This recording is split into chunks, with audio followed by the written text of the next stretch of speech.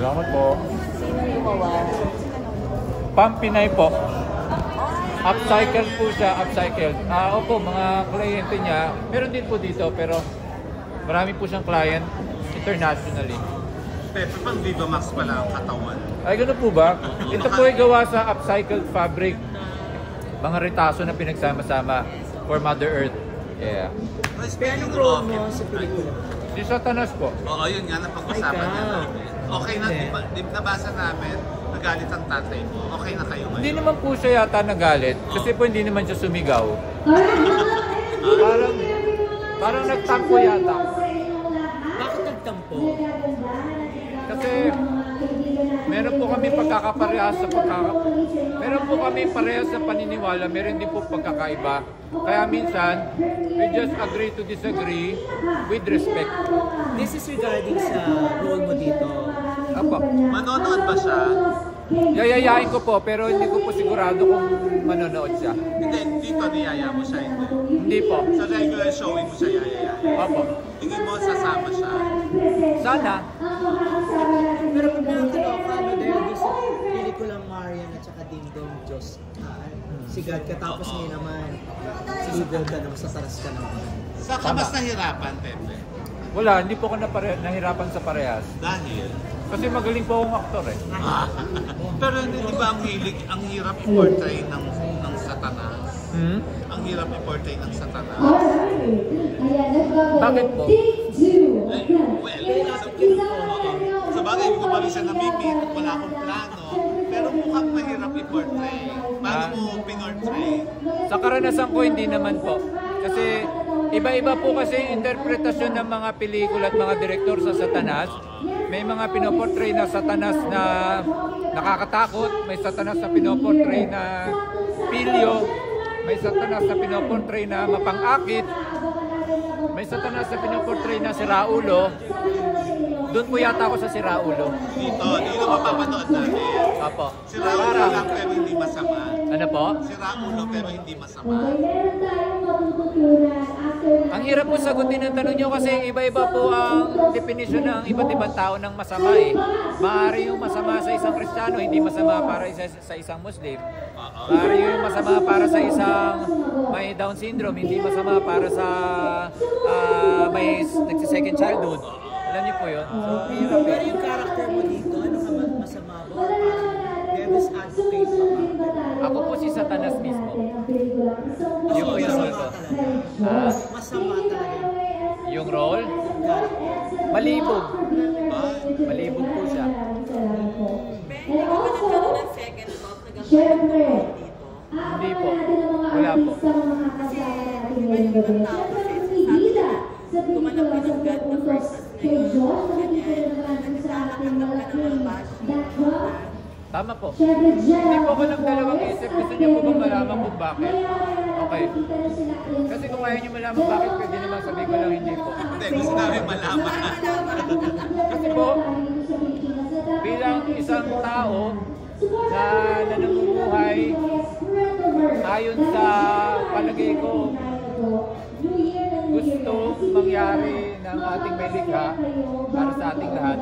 Naniniwala po ako na kailangan bilang isang artista, gampanan ko po ang buong sakop ng buhay at kabilang buhay para maunawaan natin ng gusto kung ano nga ba yung tama o mali, yung maitim sa puti, yung mainit sa malamig, at alam niyo po kung ano pa yung iba. Madasalin ka ba? Madasalin ka ba? Ayun po, idol ko si Papa Jesus. As a Catholic ka, Born Catholic, yes.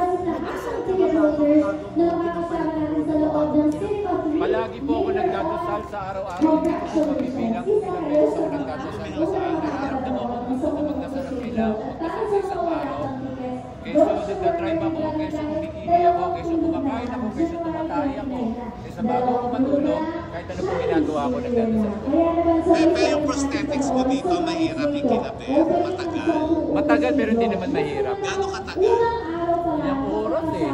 Hindi ko po man namalayan kung ilang oras kasi nakikipagkwentuhan po ako sa makeup artist and prosthetics team.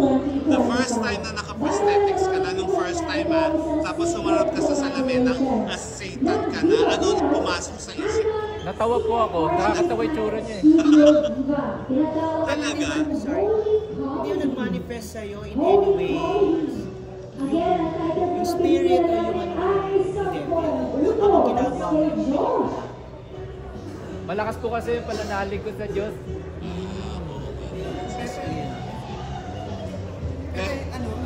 Siyempre yung comedy yung ginagawa natin.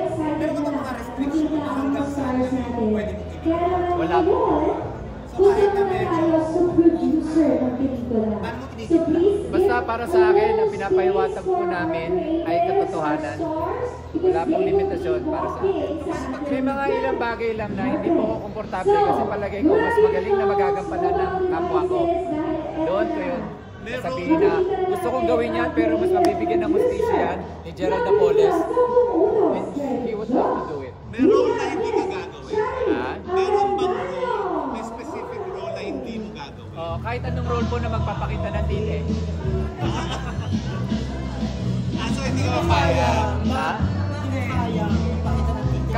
Kaya ko po pero ayoko pong gawin yan sa anak kong babae. So kaya mo, pero ayaw mo. Pero alam mo, parang wala ka naman kinatatakutan o kiniilan ng mga artista. Pero dito, meron ka mga parang artista may intimidate na if makasama sa pelikula maka-eksena mo. Wala po. As in, kahit sino. Meron kang pangarap na makasama sa pelikula. Marami po. Mga tatlo. Nora Honor. Dahil, Kasi magaling siya eh. next. Dolphy kaso wala na po siya eh. Huwag yun, mahirap yun. Yung buhay. Vilma Santos. Dahil, Kasi parang magkasing galing sila. Nora. And third, Maricel Soriano po. dahil, Ganun din po ang dahilan. galing din. Sa mga lalaki naman, Lalaki. Si Maricel Soriano po pagka nag-decide siya magpakabit ng titi. Hindi, joke lang po ha. Joke lang po sa Diamond Star. Ang gusto ko pong lalaki makatrabaho, una sa lahat ay si Noni Boy Camino. Mangalawa ay... Hindi pa siya Marami po nakasama. ha, pero yung mga una ko lang na may isip. Tatlo lang. Nakasama na rin po. Noni, hindi mo pa nakatrabaho. Nakasama na po pero hindi mahabang eksena. Okay. Next. Pangalawa po ay si Love Diaz. Pangatlo ay si... Pangatlo po ay si... Ronnie Lazaro. Bakit Lovely as a director? Napanood ko po siyang aktor sa isang pelikula eh. Okay. So gusto mo siya katrabaho as an actor na hindi sa director? Kahit ano po. May instance na ba na may nabigon sa Hindi natuwa. Sino? Wala ko napikon o pero hindi natuwa. Artista? Opo, pero hindi ko na maalala eh. Parang naalala ko na may moment. Pero sa mga kapamilya ko, marami.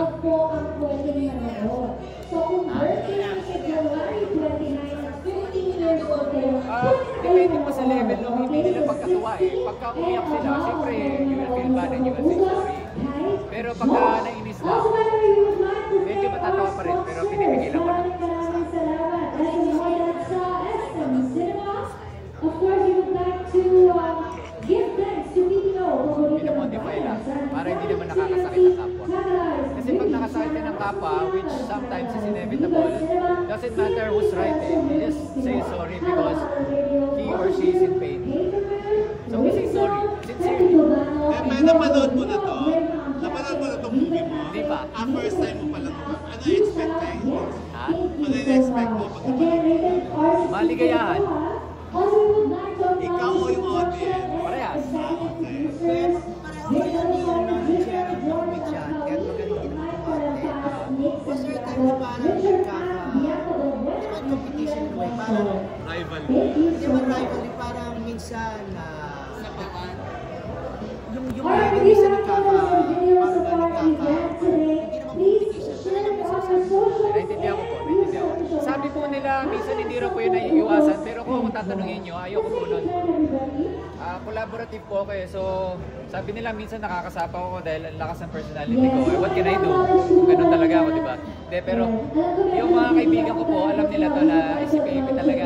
Si Gerald, kung may role siyang gusto at gusto ko rin, kayang-kaya ko pong ipaubaya yun sa kanya kasi mahal ko po siya. Let us cheers to that and watch the movie, ladies and gentlemen. Salamat po.